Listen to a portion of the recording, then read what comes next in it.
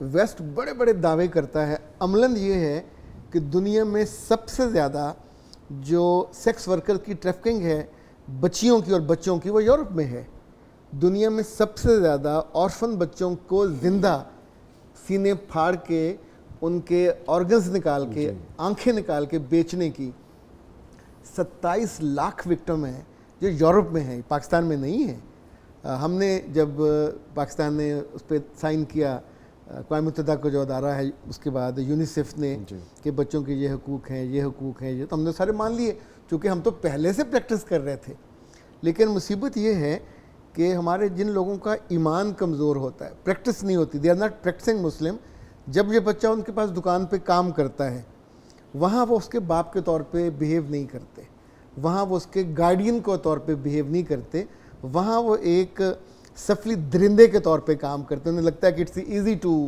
Hint, اور وہ اس کو شکار کرتے ہیں۔ یہ بچہ پھر آنے والے دنوں میں جب بار بار بے عزتی کا اور شکار ہوتا ہے، اب سوچو اس کے اندر رد عمل دو طرح کے ہوتے ہیں، یا تو وہ کرمنل بنتا ہے یا خود شکاری بنتا ہے، یا خود شکاری بنتا ہے، تیسرا وہ وکٹم بھی بنتا ہے، عادی ہو جاتا ہے اس چیز کا۔ مجھے کو 8-10 سال گورننس ٹاسک فورس کے ساتھ کام کرنے کا موقع ملا۔ پاکستان میں جوینائل جو جیلز ہیں، سب سے بڑی جیل ساہیوال میں ہے، تو پورا ہم نے اس کا پھر نقشہ بدلا کہ وہاں جو بچے آئیں وہ کرمنل بن کے نہ نکلیں، چونکہ اب بھی جیلوں میں جو بچے ہیں جو 16 سال 18 سال، چونکہ قانوناً 18 سال سے چھوٹے بچے ہی مانے جاتے ہیں، سب سے زیادہ جو عصمت دری ان کے ساتھ انہیں سہنا پڑتا ہے جیل میں، سر جیل میں بھی، ایون پریزن، وہ بھی سیف نہیں ہے ان بچوں کے لیے۔ سوری ٹو سے، ہم نے پورے پاکستان کے جتنے بڑے این جی اوز تھے ان کو نوائے وقت میں بلایا، اس میں منسٹر تھی، جو جن لوگوں نے جیلوں میں کام کرتے ان کو بھی بلایا۔ وہاں کچھ لوگ آنسوؤں سے روئے کہ ہم اس سسٹم کا کچھ نہیں کر سکتے، وہاں ان بچوں کو سپلائی کیا جاتا ہے۔ اللہ اکبر۔ وہ بچے جو جیلوں میں ہیں، جو پاکستان میں بچوں کے لیے سب سے زیادہ کام جس وزیر نے کیا وہ شاہین عتیق ہیں، یہ گورنر عتیق کی بیٹی تھی، یعنی اس کا کریڈٹ ہے کہ اس نے بہت برس، ایون یہ جوینائل لا وہ بھی اسی زمانے میں بنا۔ بچوں کو عام سوسائٹی محسوس بھی نہیں کر سکتی کتنے بڑے تھریٹس ہوتے ہیں، ایون اب تو بڑے جو ٹین ایج ہیں وہ بھی بیچارے اس تھریٹ کا شکار ہوتے ہیں۔ جب بھی آپ لوگوں کو حیوان بنائیں گے، حیوانی چیزیں دکھائیں گے اور ان کے وہ جذبات بھڑکیں گے، تو جو بھی انہیں نظر آئے گا اس کے ساتھ وہ سلوک کریں گے، حیوان بنے گا وہ، بن کے دکھائے گا۔ تو وہاں قانون نہیں آپ کو روک سکتا، وہ روکتا ہے دل۔ وہ جو لقمان سے کہا جاتا ہے نا، اپنے بیٹے سے کہا کہ جب کسی کے گھر جاؤ تو اپنی آنکھوں کو سنبھالنا، کسی کے دسترخوان پہ جاؤ تو اپنی بھوک کو اس کو سنبھالنا۔ انفیکٹ ہم یہ نہیں سکھا پاتے جہاں سے پرابلم ہوتا ہے۔ اسی طور پہ بہت سے بچے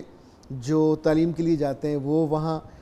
اس کا نشان بن جاتے ہیں۔ کہیں نہ کہیں ہمیں دنیا کو دکھانے کے لیے نہیں، پر اپنی نئی نسل کو بچانے کے لیے تو پھر ضرور ایفرٹ کرنی چاہیے۔ جتنے بچے گھروں سے بھاگ کے آتے ہیں اس میں موسٹ آف دا کیسز 90%، یہ بہت بڑا فگر میں آپ کو بتا رہا ہوں، وہ سیکس ورکرز بنتے ہیں۔ 90% بچے جو واپس، اب واپس تو جانے کا ان کے پاس ہے نہیں ہے، اور somehow جانا بھی نہیں چاہتے۔ جو ہی وہ اسٹیشن پہ جس کے ہاتھ آئیں گے، آپ سوچیے لاہور میں داتا دربار ایک اچھی جگہ ہے،